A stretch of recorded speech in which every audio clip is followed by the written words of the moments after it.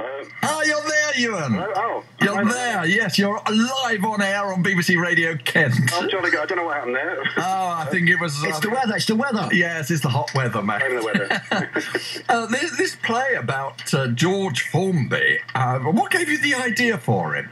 Well, I mean, I'd love to say it was all my idea, but it wasn't. It was actually my wonderful director and producer, Ed Hughes, who saw me playing some Formby songs. We were on tour together in a play, and I was playing some Formby songs backstage to entertain my fellow actors. And because I'd been a fan of Formby since I was a boy, really, since I used to show his films on TV during the school holidays.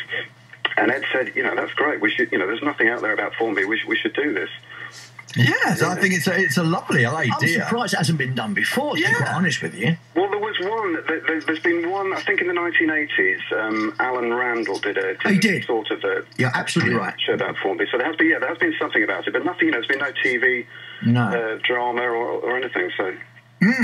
So, did you have to do an awful lot of research, or did you know all about his life before you started? Well, I knew a fair bit. I mean, like I say, I've been playing the ukulele for about 15 years, in a struggle to attempt to sound like something like George Formby, which is almost impossible. But, so I knew a fair bit, but I really had to... There's about 4 biographies, all of which I've read several times, and you really have to check and double-check the facts, when you're playing a real person, I think, to be fair to them.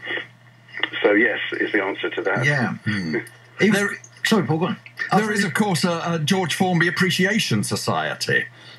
Did they help at all? Yeah, the George Formby Society, well, they're amazing, actually. I mean, they are the ones that are the font of all Formby knowledge, really. Yes, they've been very helpful, and they put out a magazine called The Vellum every quarterly. And that's got loads of information that you just would never find anywhere. I mean, there are people in the Formby Society who know a lot more than I do. But yeah, they're of great help. Yeah. So you obviously play his songs in your program, because George used to, because he used to swap ukuleles with different tuning, wouldn't he? He didn't sort of tune it up. He just had a different uke for a different tune. That's right. Well, I do tell about that in the show.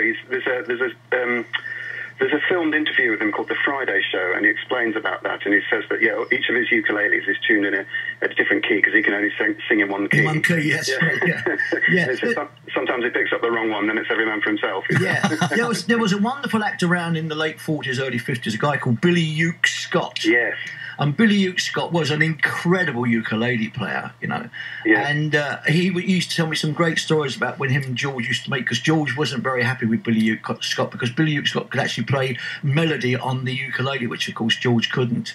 But they had some incredible stories about George, because George was really run by Beryl, wasn't she? Really? I mean, she was quite a tough wife. That's right. Well, that's what we found me and Ed found most interesting in this story, was George's relationship with his wife Beryl. And I play Beryl in the show as well, because obviously it's a one-man play. Yes. And I'm playing George and his mum and dad and Beryl a lot. Because, yes, she absolutely drove his career. She was an incredible woman, terrifying, I think. I think people, she made a lot of enemies, but quite impressive, I think. Yes. I think she was doing probably what then was considered a man's job, and I think, blokes back then didn't like being told what to do.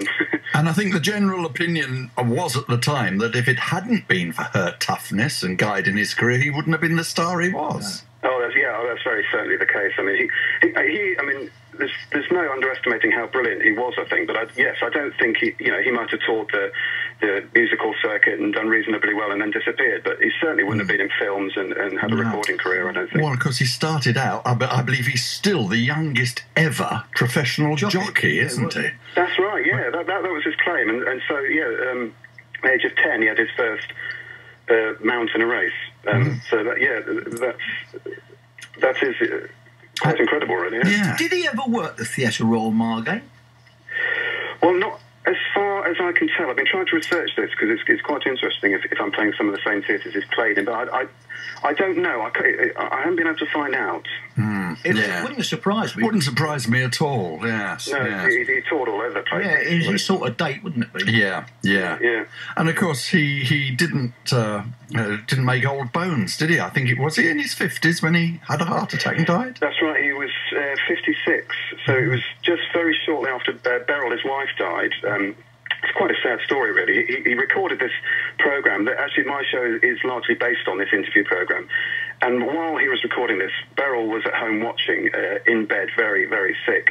She got specially dressed up in all her sort of finest to watch it. Yeah. But, literally weeks later, she died. And then he remarried very quickly and then died about 8 weeks after she did. Yeah. You say he got married once within a fortnight, didn't he? Yes, that's right. Pretty quick, yes.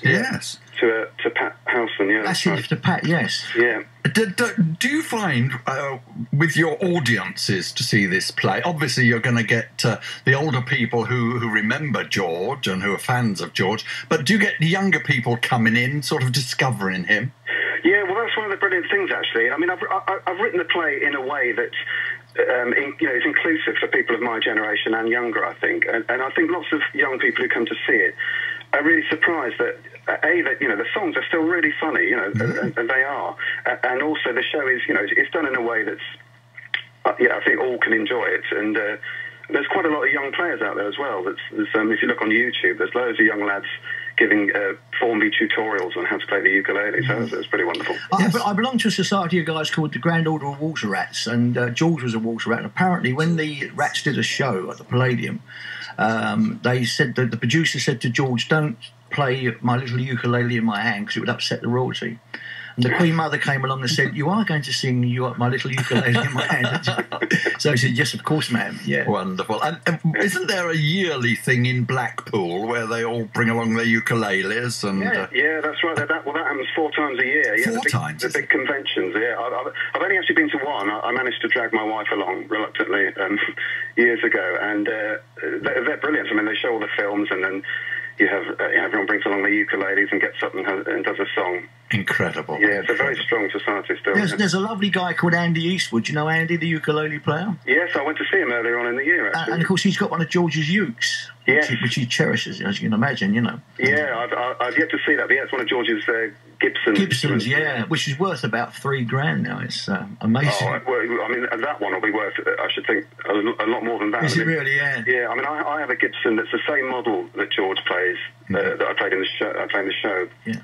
And that's, it's ridiculously expensive for what it is now. Yeah, the two top ones, is it a Martin and a Gibson? Martin for a wooden ukulele, a wooden sort of Hawaiian-style ukulele. Yeah. But Gibson, George played Gibsons, he played Ludwig, and he played a British brand called Abbott. Abbott, that's the one I was thinking of, Abbott. Yeah, that's worth a lot of money. Abbott Monarchs, yes. It's a great thing, though, isn't it, that the children now at school are learning to play the ukulele. It used to be a recorder. We used to have to sit through these recitals and drive you bonkers. But now they're actually learning the ukulele, which is, I think it's great, because it's ideal for children, because the fingerboard's quite small for their little fingers. Yes. And they can actually sing along to what they're doing. Yeah, it's just the perfect instrument, really, isn't it? It is absolute perfect. A lot easier on the ear than, 20 recorders playing at the same time. Yeah, absolutely. Yeah. The tour the play is playing the Theatre Royal Margate next Sunday. That's right. Is this the first time you've played that particular theatre? It is. It's my first time to the Theatre Royal Margate. Yeah, so it's lovely. Well, let me tell you, it is perfect for this kind of play. Absolute perfect. Beautiful. That's brilliant. Yes, I did think that. And we've got a big tour ahead of us. So, I'm really looking forward to coming down. Absolutely. Brilliant. Well, thanks very much for telling us all about it. As I say, it's on the Theatre Royal Margate next Sunday, 7:30 start. And I'm sure it'll be a big, big success then. We wish you all the best with the rest of the tour. Thank you very much. Thanks very much for coming on, Ewan. Thank you. Bye-bye. Take care. Bye. Maybe you think I look a tramp, or you may think I'm hanging round to steal a car. But no, I'm not a crook, and if you think that's what I look, I'll tell you why I'm here and what my motives are. I'm leaning on a lamppost at the corner of the street in case a certain little lady comes by. Oh me, oh my, I hope the little lady comes by. I don't know if she'll get away, she doesn't always get away, but anyhow I know that she'll try. Oh me, oh my, I hope the little lady comes by. There's no other girl I would wait for. but this one I'd break any date for. I won't have to ask what she's late for. She wouldn't leave me flat, she's not a girl like that. Oh, she's absolutely wonderful and marvellous and beautiful.